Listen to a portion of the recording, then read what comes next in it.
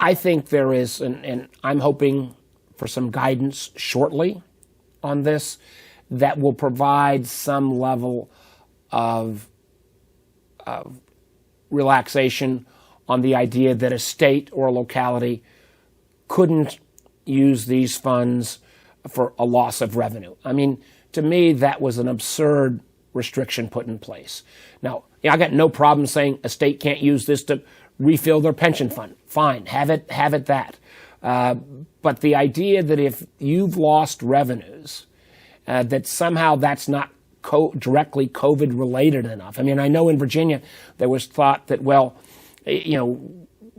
could we extra use some of the rainy day fund, and that would be more directly tied to COVID-19, and do some workaround.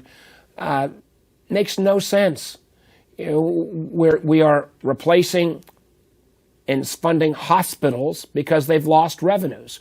We are funding small businesses because they lost revenues. We're doing direct grants to airlines because they lost revenues. Somehow why you would say we're going to exclude state and local governments who've lost revenues from using that to make up those lost revenues is absurd in the extreme.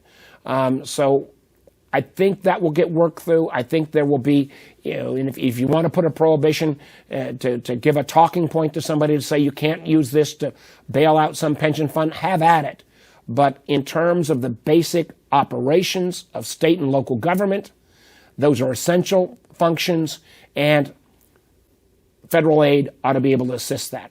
On the question of liability, I understand that, whether it's, because one of the challenges, the governor, for example, has lifted the restriction on elective surgery. But we're going to need to kind of do almost a public relations campaign to encourage people to go back to the hospital, for that elective surgery. If it's needed, get it done. If you've got a chronic disease, you need to get it taken care of, or the health care cost will even be greater downstream.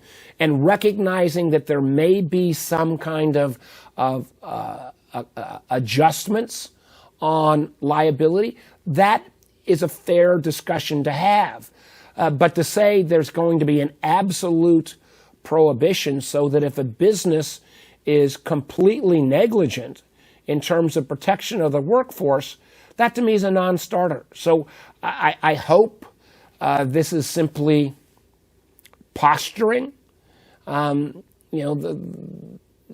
in so many of these debates, there is a legitimate point that we're in an unprecedented time, and there may be certain businesses that you can't fully get the full 6 feet just on an assembly line. But that doesn't mean, you don't have an obligation to still provide PPE to your workers. So, rational people ought to be able to sort through this in a way.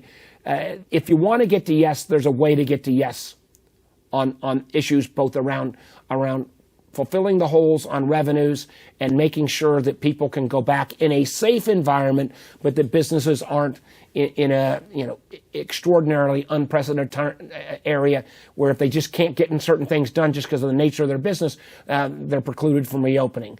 But you got to start with that will to get to yes. And my hope is, just as we saw some posturing back and forth on the two earlier COVID packages, that some of the language right now may just be posturing, and that maybe more responsible members in both parties can quietly find that way to get to yes.